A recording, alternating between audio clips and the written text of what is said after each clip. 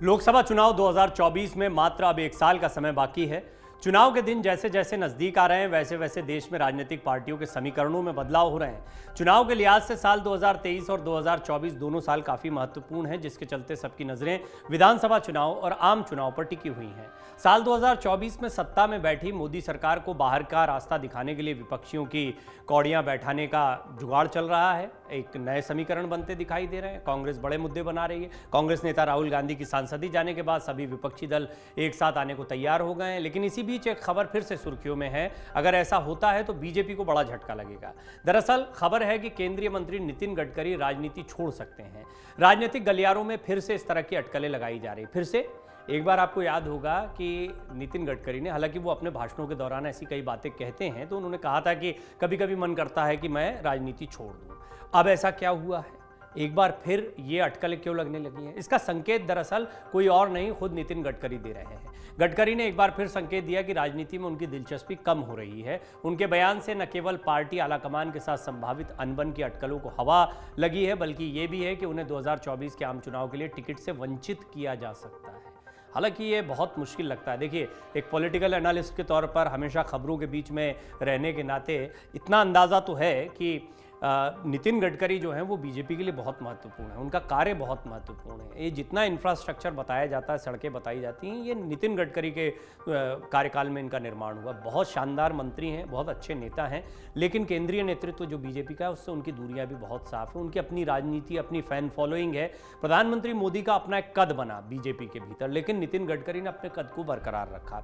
लेकिन धीरे धीरे वो हाशिए पर भी आए हैं, संसदीय बोर्ड से बाहर हो चुके हैं। बहुत सारी ऐसी चीज़ें हैं जिनके बाद में इस बात से इनकार नहीं किया जा सकता है कि कुछ ना कुछ दूरियां केंद्रीय नेतृत्व के और नितिन गडकरी के बीच में रही हैं। उनकी टिप्पणी को एक संकेत के रूप में देखा जा रहा है, जो ताज़ा टिप्पणी उन्होंने की है। आरएसएस से करीबी संबंधों वाले नागपुर के कद्दावर नेता भाजपा के शीर्ष नेताओं के संबंधों को लेकर क्या नाखुश हैं, ये एक बड़ा सवाल खड़ा हो रहा है। अब नितिन गडकरी का बयान क्या है वो जरा समझते हैं। ज्यादा मक्खन लगाने को तैयार नहीं नितिन गडकरी। रविवार को एक पुरस्कार समारोह में गडकरी शामिल हुए। इस दौरान उन्होंने कहा, भले ही उन्होंने 2 चुनाव जीते हैं, लेकिन वो चाहते हैं कि लोग उन्हें तभी वोट दें जब वो उनके काम को पसंद करते हो। नागपुर में वो डॉक्टर मोहन धारिया राष्ट्र निर्माण पुरस्कार समारोह में शामिल हुए। उन्होंने कहा कि वो वोट के लिए मक्खन लगाने वाले नहीं हैं। गडकरी ने कहा कि मैं देश में जैव ईंधन और वाटरशेड संरक्षण सहित कई प्रयोग कर रहा हूं। अगर लोग इन्हें पसंद करते हैं तो ठीक है, नहीं तो मुझे वोट मत दें। मैं पॉपुलर पॉलिटिक्स के लिए ज्यादा मक्खन लगाने को तैयार नहीं हूं। वो जिसे चाहे वोट दें। तो वहीं इस पर गडकरी के कार्यालय के एक अधिकारी ने सफाई देते हुए कहा कि मंत्री के बयान को मीडिया द्वारा गलत तरीके से पेश किया गया। उन्होंने कहा, गडकरी केवल यह स्पष्ट कर रहे थे कि वो वोट पाने के लिए तुष्टीकरण की राजनीति नहीं करेंगे। वैसे इससे पहले भी गडकरी ने सार्वजनिक मंचों पर इसी तरह के बयान देकर अपनी योजनाओं के बारे में संकेत दिया था। जनवरी में हल्बा आदिवासी महासंघ के सदस्यों को संबोधित करते हुए उन्होंने कहा था, उनसे ये कहा था कि वो जिसे चाहे वोट दें, क्योंकि ये उनकी पसंद है। ये कोई नई बात नहीं है जो नितिन गडकरी कह रहे हैं, हालांकि इसके मायने बहुत अहम हैं। महाराष्ट्र की सियासत तो अब खैर थोड़ा सा दूर की बात हो गई है, क्योंकि बीजेपी की सरकार यहाँ पर बन गई है। लेकिन अगर आप देखें तो विधानसभा चुनाव जो इस साल में होने हैं, और फिर लोकसभा चुनाव जो सबसे ज़्यादा महत्वपूर्ण है, विपक्ष लामबंद दिख रहा है।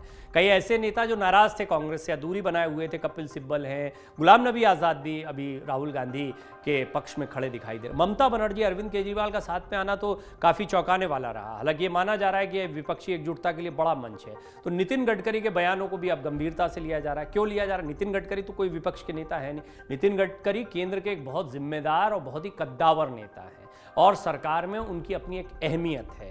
इसके बावजूद कुछ दूरियां रहती हैं, और ये दूरियां कैसे, ये यूं ही नहीं कह रहे हैं बात को।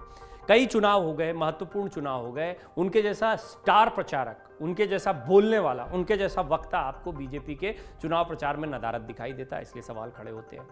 कई बार महत्वपूर्ण पदों पर या जो संगठनात्मक चीज़ें होती हैं या रणनीतिक फैसले होते हैं, उनमें भी नितिन गडकरी की दूरियां। ऐसा नहीं कि सारी मीटिंग्स में वो नहीं रहते हैं, ये कहना भी गलत होगा, लेकिन फिर भी कहीं ना कहीं इस बात को हवा मिलती रहती है कई मौक़ों पर। पिछले साल जुलाई में नितिन गडकरी कह चुके हैं कि कभी कभी उन्हें लगता है कि उन्हें राजनीति छोड़ देनी चाहिए, क्योंकि समाज के लिए और भी बहुत कुछ करने की ज़रूरत है। इसके बाद उन्हें न केवल भाजपा के संसदीय बोर्ड से बाहर रखा गया, बल्कि केंद्रीय चुनाव समिति CEC से भी बाहर कर दिया गया। ये बड़ा झटका था। जो मैं उदाहरण दे रहा था उसमें आप ये देखिए, केंद्रीय चुनाव समिति और संसदीय बोर्ड से नितिन गडकरी का बाहर। अगर आप बीजेपी के 10-12 बड़े नेताओं के नाम लेंगे तो क्या उसमें नितिन गडकरी का नाम नहीं होगा? राष्ट्रीय स्तर पर राष्ट्रीय अध्यक्ष रह चुके हैं पार्टी के, संघ के बहुत करीबी हैं, प्रधानमंत्री पद तक के दावेदार माने जाते रहे हैं। आज भी कहा जाता है कि अगर बीजेपी को जोड़ तोड़ की जरूरत पड़ती या बीजेपी को किसी के समर्थन की जरूरत पड़ती तो बीजेपी के पास सबसे ताकतवर चेहरा नितिन गडकरी रहते। इन सब चीजों के बावजूद संसदीय समिति और चुनाव समिति से बाहर होने की क्या वजह हो सकती है? बड़ा सवाल है। भाजपा की केंद्रीय चुनाव समिति में हुए फेरबदल में महाराष्ट्र के उप मुख्यमंत्री देवेंद्र फडणवीस समेत कई नए चेहरों को शामिल किया गया। तो एक वजह तो यह भी थी कि देवेंद्र फडणवीस को प्रमोट करना था, क्योंकि एक तरीके का डिमोशन दिखाई पड़ रहा था। ये लोगों के जहन में ना जाए कि भारी मन के साथ, जैसा उनकी पार्टी के कई नेता कहते हैं कि उनको उप मुख्यमंत्री पद, वो मुख्यमंत्री रह चुके हैं।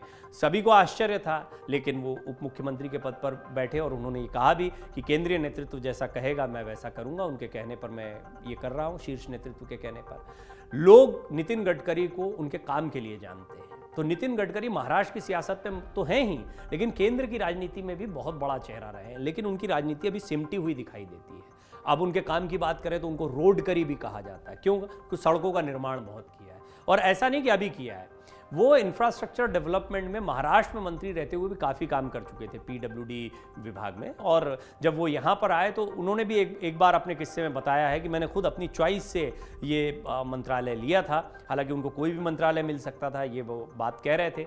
ये भी कहा जाता रहा है।